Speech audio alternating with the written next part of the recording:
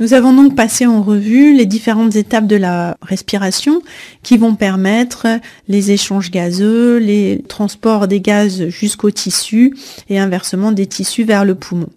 Or, l'appareil respiratoire a aussi d'autres fonctions qui ne sont pas directement liées aux échanges gazeux que nous allons passer en revue. Mais d'abord, juste pour terminer sur cette fonction d'échange gazeux du système respiratoire. Donc la fonction essentielle est de permettre l'oxygénation des tissus, l'élimination du gaz carbonique et le maintien du pH à une valeur normale. Et cette fonction est appréciée au mieux par l'analyse des gaz du sang ou la gazométrie artérielle, qui est la mesure du taux d'oxygène, de gaz carbonique et du pH dans le sang. Alors, on prend du sang artériel en différents endroits qui sont représentés ici sur ce schéma, soit au niveau 1 de l'artère radiale, soit au niveau 2, au niveau de l'artère humérale, ou dans certaines situations un peu particulières, au niveau de l'artère fémorale en 3. Mais bien entendu, on pourrait prendre du sang artériel à n'importe quel niveau, il aurait toujours la même composition. Alors, là, il s'agit de chiffres qu'il faut connaître. Ça fait partie des constantes vitales de l'individu. La pression partielle en oxygène dans le sang artériel est de 12,6 plus ou moins 0,5 kPa. Et cette pression partielle en oxygène diminue avec l'âge. Donc après 60 ans, tous les 10 ans, on enlève 1,3 kPa. La PaCO2 est égale à 5,3 plus ou moins 0,3 kPa. Le pH est égal à 7,4 plus ou moins 0,02 et la saturation en oxygène, lorsque l'on la mesure de manière précise et non plus lorsque l'on l'estime avec une oxymétrie de pouls, doit être aux environs de 98%, en tout cas entre 94 et 100%. Mais à côté de cette fonction d'échange gazeux, l'appareil respiratoire a d'autres fonctions qui ne sont pas directement liées à ces échanges. Ils sont listés ici de manière non exhaustive. Sur le plan du comportement, on a la phonation, la déglutition, le hoquet, les rires, le bâillement, etc. L'appareil respiratoire a aussi une fonction de défense de l'organisme qui est très importante. Il a une fonction métabolique non négligeable. Rappelez-vous que la surface de l'endothélium des capillaires pulmonaires représente à peu près 100 mètres carrés, ce qui est une surface gigantesque. Et cette circulation pulmonaire peut avoir une fonction métabolique non négligeable. L'appareil respiratoire permet aussi de filtrer des molécules ou des cellules, voire des caillots sanguins, afin d'empêcher que toutes ces particules repartent dans la circulation systémique. Au niveau des capillaires sanguins, on a vu que la résistance pouvait varier de manière importante par la distension et le recrutement de capillaires, et la circulation pulmonaire constitue un réservoir sanguin qui permet d'un cycle cardiaque à l'autre d'augmenter éventuellement le débit cardiaque. Et puis, grâce aux échanges d'air, l'appareil respiratoire a un rôle à jouer lors de la thermorégulation et pour la balance hydrique. Nous allons nous intéresser dans ce cours uniquement au rôle de l'appareil respiratoire dans la défense de l'organisme et nous passerons en revue un certain nombre de fonctions qui permettent à l'appareil respiratoire de participer à la défense du corps. L'appareil respiratoire est à l'interface entre le milieu ambiant et l'organisme et il va donc jouer, grâce à un certain nombre de mécanismes, un rôle de défense.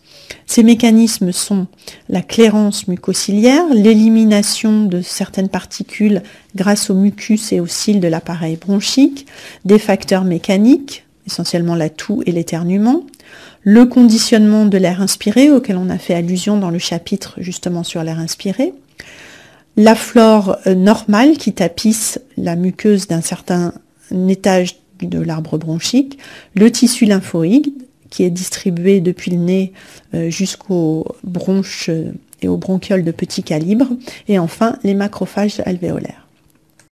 Alors la muqueuse respiratoire, c'est-à-dire la muqueuse des fosses nasales, de la trachée, de l'arbre bronchique proximal, est un épithélium de type respiratoire, cylindrique, pseudostratifié et cilié. Et je vous renvoie pour la compréhension de tous ces termes au cours de Monsieur Seignerin. Cet épithélium, qui comprend donc des cellules ciliées, des cellules à mucus, repose sur un tissu conjonctif qui est très riche en glandes. Et il s'agit de cellules qui sont particulièrement fragiles, surtout les cellules ciliées, et qui vont être très sensibles aux infections, aux irritants et aux polluants. Vous voyez ici des photos en microscopie électronique qui vous montrent cette muqueuse respiratoire qui contient des cellules ciliées et des cellules à mucus qui vont chacune remplir un rôle et qui vont avoir un rôle majeur à jouer dans la clairance mucociliaire. Alors, à côté de ces cellules, vous avez du mucus. Et ce mucus, c'est un gel viscoélastique qui est assez hétérogène, qui va être sécrété par les cellules à mucus et aussi par les glandes sous-muqueuses. Ce mucus a des propriétés visqueuses qui vont être importantes pour la défense de l'organisme, mais il contient aussi des protéines qui sont impliquées dans les différentes réactions de défense de l'organisme. Donc un double rôle à la fois purement mécanique et un rôle dans la défense immunitaire. Ce mucus peut être divisé en deux couches. Une couche visqueuse superficielle qui est représentée sur le schéma de droite en bleu, qui va capter les différentes particules et qui va les propulser vers le pharynx. Et puis une couche fluide représentée sur le schéma en vert, plus profonde, qui est un milieu aqueux et qui va permettre le fonctionnement idéal des cils et qui va permettre à ces cils de battre de manière efficace. Les cils battent avec une fréquence d'environ 1000 à 1500 battements par minute et le mouvement de ces cils va permettre de transporter le tapis muqueux, va permettre de transporter la couche visqueuse du mucus à une vitesse qui va varier en fonction du calibre de l'arbre bronchique, à peu près 1 mm par minute dans les petites voies aériennes, 5 à 20 mm par minute dans les bronches et dans la trachée, et le tapis muqueux est transporté de la partie distale du poumon vers les voies aériennes supérieures. Lorsque le sujet tousse, eh bien, cette vitesse de transport du tapis muqueux va être augmentée et le devenir de ces sécrétions de cette couche de mucus qui est propulsée de la partie distale du poumon vers les voies aériennes va être soit d'être expectoré, soit d'être avalé. Alors, le tapis mucociliaire, c'est l'association de la couche de mucus et des cils. Ce tapis mucociliaire a pour fonction, d'une part, d'humidifier et de filtrer l'air inspiré. Il va donc protéger la muqueuse respiratoire du dessèchement et il va aussi permettre le conditionnement de l'air inspiré, de l'humidifier et de le réchauffer. Et puis, il a aussi un rôle dans l'épuration bronchopulmonaire. Et ce que l'on appelle la clairance mucociliaire, c'est l'action combinée du mucus et des cils pour éliminer les particules étrangères. Les particules sont prises au piège dans la couche visqueuse du mucus et cette couche visqueuse de mucus est déplacée par les cils des cellules ciliées de la partie distale du poumon vers la périphérie, vers les voies aériennes supérieures. Alors, je vous ai dit que ces cellules étaient fragiles et il existe de très nombreuses anomalies du tapis mucociliaire. Ces anomalies vont toucher soit le mucus, soit les cils, soit les deux. Elles peuvent être congénitales ou au contraire acquises. Elles peuvent être transitoires comme au cours d'une rhinite infectieuse ou irréversibles. Elles peuvent être locales, ne touchant que le tapis mucociliaire de l'appareil respiratoire ou systémiques avec des anomalies des cils d'autres cellules. Les conséquences sont à la fois sur la fonction respiratoire du poumon et en particulier sur les propriétés résistives de l'arbre bronchique, mais aussi au niveau de la défense de l'organisme, puisque le tapis mucociliaire joue un rôle important à la fois dans l'humidification et dans l'épuration de particules inhalées. Eh bien, les anomalies du tapis mucociliaire vont avoir aussi des conséquences sur les défenses de l'organisme. Voici des exemples de ce qui se passe lorsque le mucus est anormal. Vous avez à gauche des coupes de bronche en bas chez un sujet normal, on voit la bronche qui contient de l'air, et en haut chez un sujet atteint d'une mucoviscidose, qui est une maladie qui va entraîner à la fois des anomalies du mucus et des anomalies des cils, et vous voyez que la lumière bronchique est totalement obstruée par du mucus. À droite, vous avez encore un bouchon muqueux qui va obstruer une bronche. Là, l'obstruction n'est pas totale parce qu'il s'agit d'une coupe de section dans laquelle les tissus se sont un peu rétractés, mais ce bouchon muqueux va obturer complètement l'orifice du conduit aérien et va empêcher tout simplement la ventilation pulmonaire. Lorsque les cils sont anormaux, comme c'est le cas ici, à gauche pour une infection par un virus, à droite pour une exposition au dioxyde de soufre, eh bien les cils anormaux ne vont pas battre correctement et ne vont pas pouvoir propulser la couche de mucus de manière adéquate.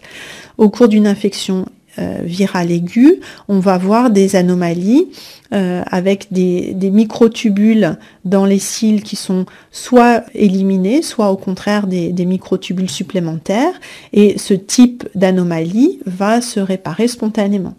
Là, ici, à droite, dans le cas d'une exposition au dioxyde de soufre, au lieu que les cils soient organisés de manière très précise et individualisée, les membranes des différents cils vont fusionner, et le cil, entre guillemets, beaucoup plus gros qui en résulte, ne sera pas fonctionnel et ne pourra pas participer à la clairance mucociliaire. Alors, cette clairance mucociliaire est aidée par un facteur mécanique qui est la filtration des particules étrangères inhalées. Et cette filtration va se faire par 3 mécanismes: l'impaction, la sédimentation et la diffusion. L'impaction concerne les voies aériennes supérieures et les molécules qui ont un diamètre de plus de 5 microns. Dans le cas de l'impaction, ces molécules qui sont inhalées avec un débit important vont aller tout simplement percuter la paroi des voies aériennes supérieures, s'impacter dans la couche de mucus qui recouvre les voies aériennes et finalement être éliminées de cette façon. Dans l'arbre trachéobronchique, et en particulier pour les particules qui ont un diamètre de 5 à 0,2 microns, c'est le phénomène de sédimentation qui va se produire avec des molécules qui, tout simplement sous l'effet de la gravité, vont aller finalement s'incruster dans la couche de mucus et seront éliminées de cette manière-là. Et puis, pour les molécules de très petit calibre, d'un diamètre inférieur à 1 micron, les mécanismes d'impaction et de sédimentation ne vont pas permettre l'épuration et un certain nombre de ces molécules vont arriver jusque dans les alvéoles. Et là, par un simple phénomène de diffusion aléatoire, avec des mouvements aléatoires des molécules, eh bien, ces molécules vont finir par être en contact avec l'épithélium alvéolaire et là vont la plupart du temps être phagocytées par des macrophages. Alors voilà un exemple de ces poussières. En haut à gauche, des poussières de charbon, vous voyez, qui ont une forme globulaire. Et puis en bas, des fibres d'amiante qui ont une forme allongée. Et bien qu'elles soient d'un diamètre bien supérieur qu'elles aient une taille bien supérieure à 1 micron, du fait de leur forme aérodynamique, elles vont pouvoir pénétrer jusque dans les alvéoles. Donc ça, il s'agit de particules inhalées qui sont néfastes pour l'organisme. Mais les différents mécanismes dont je vous ai parlé peuvent aussi être mis à profit en thérapeutique. Et ce sont tous les aérosols et toutes les inhalations qui permettent à des molécules médicamenteuses, pharmacologiquement actives, d'aller tapisser la muqueuse, soit des voies aériennes supérieures, soit des bronches, soit éventuellement même des alvéoles. Alors, ces facteurs mécaniques comprennent aussi le réflexe de toux et le réflexe d'éternuement. Le réflexe de toux est provoqué par une stimulation soit mécanique, soit chimique, avec des récepteurs qui sont en fait disséminés tout au long de l'arbre respiratoire, pharynx, trachée, grosse bronche, mais aussi au niveau de la plèvre et du diaphragme. La voie afférente est le nerf vague, le 10, avec un centre bulbaire de la toux, qui va pouvoir être informé par le 10 de l'état des récepteurs périphériques, mais aussi des informations qui viennent directement du cortex. La voie efférente se fait par les motoneurones respiratoires, les motoneurones à la fois des muscles inspiratoires, diaphragme et intercostaux externes, mais aussi expiratoires, intercostaux internes et muscles expiratoires abdominaux. Alors, qu'est-ce qui se passe pendant un réflexe de toux?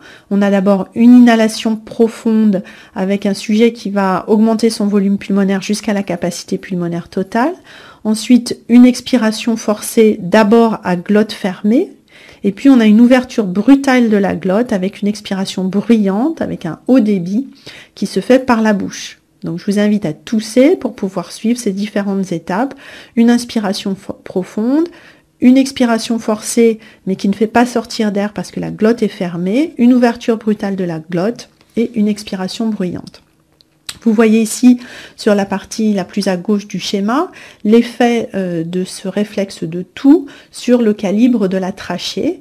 La trachée est composée d'un anneau de cartilage qui ne peut pas se déformer et d'une paroi postérieure qui est faite de muscles et de tissu conjonctif qui, elle, peut s'invaginer et diminuer le calibre de la trachée. Et le fait d'augmenter de manière très importante le débit aérien au niveau des voies aériennes inférieures de gros calibre et au niveau des voies aériennes supérieures va permettre d'accélérer le débit du tapis mucociliaire et donc d'expulser de manière plus rapide le tapis muqueux de l'appareil respiratoire. Le réflexe d'éternuement est un peu similaire, avec là aussi des stimulations chimiques ou mécaniques qui vont aller stimuler des récepteurs de la muqueuse nasale. La voie afférente se fait à la fois par le nerf olfactif et par le nerf trijumeau. Il y a aussi un centre bulbaire de l'éternuement, avec pour la voie efférente, toujours une voie qui implique les motoneurones respiratoires, à la fois des muscles inspiratoires et expiratoires. L'éternuement est assez similaire à la toux, avec une inspiration profonde jusqu'à la capacité pulmonaire totale, une expiration forcée à glotte fermée, une ouverture brutale de la glotte et une expiration bruyante à débit rapide qui se fait essentiellement par le nez, mais aussi éventuellement par la bouche. Alors, un autre facteur très important dans la défense de l'organisme, auquel on a déjà fait allusion, est le conditionnement de l'air inspiré. D'une manière générale, par rapport à l'air alvéolaire, l'air qui est inspiré est froid et sec. Et c'est au niveau des voies aériennes supérieures, au niveau de la muqueuse respiratoire, que l'air va être saturé en vapeur d'eau et va être réchauffé jusqu'à la température corporelle. Donc c'est la muqueuse respiratoire qui, à l'inspiration, va humidifier et réchauffer l'air inspiré.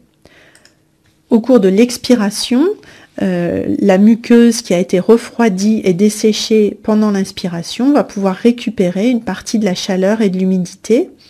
Et cette restitution de la chaleur et de l'humidité va permettre de conserver l'intégrité de la muqueuse respiratoire. Il est important que l'air inspiré soit humidifié de manière optimale, d'une part parce que ça minimise l'impact des agents pathogènes, ça permet leur bonne évacuation si le tapis mucociliaire fonctionne correctement, et pour qu'il fonctionne correctement, il faut que le mucus soit correctement hydraté. Et puis ça limite la multiplication des bactéries en évitant l'accumulation de mucus. Si le mucus a du mal à être évacué, toutes les bactéries qui se sont impactées dessus, ou qui ont sédimenté dessus, vont avoir tendance à se multiplier. Et puis une bonne humidité évite aussi l'obstruction des petites voies aériennes par des bouchons muqueux, et donc va permettre d'une part une meilleure ventilation, mais aussi d'éviter le développement de bactéries.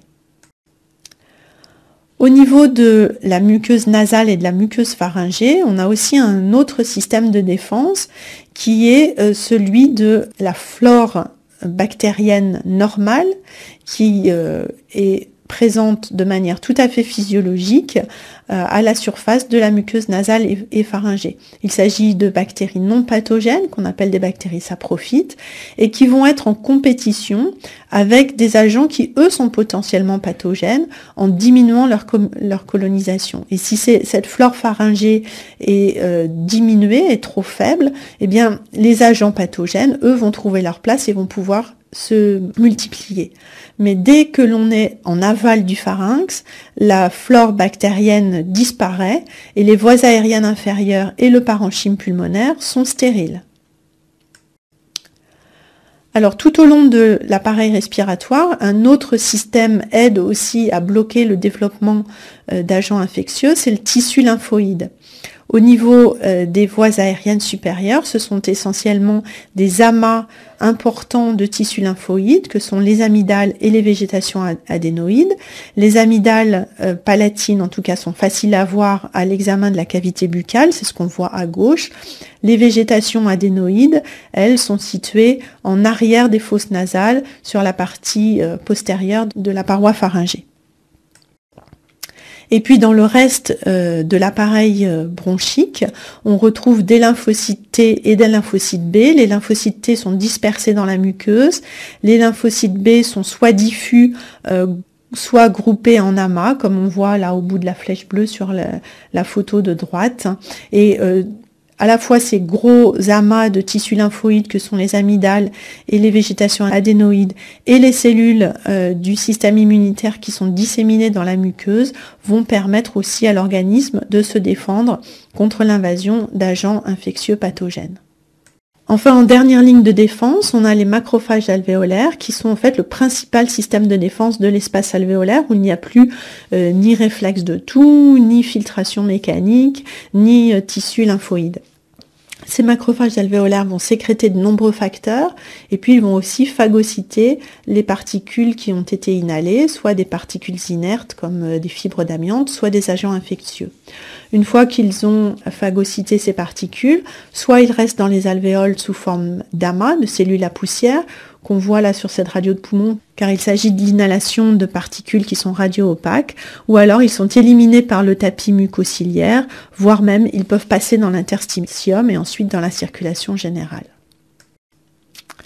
Donc on a pu voir que l'appareil respiratoire avait de multiples fonctions dans la défense de l'organisme, mais aussi d'autres fonctions qui ne sont pas liées à la ventilation pulmonaire ou aux échanges gazeux, mais certaines de ces fonctions jouent de manière directe ou indirecte un rôle dans une ventilation efficace. Un bon tapis mucociliaire empêche l'accumulation de mucus dans les voies aériennes inférieures et donc permet à la résistance des voies aériennes d'être constante et adéquate. Il existe de nombreux réflexes, mais aussi des fonctions beaucoup plus complexes, comportementales, qu'on n'a pas vues là, mais qui mettent en jeu le cortex.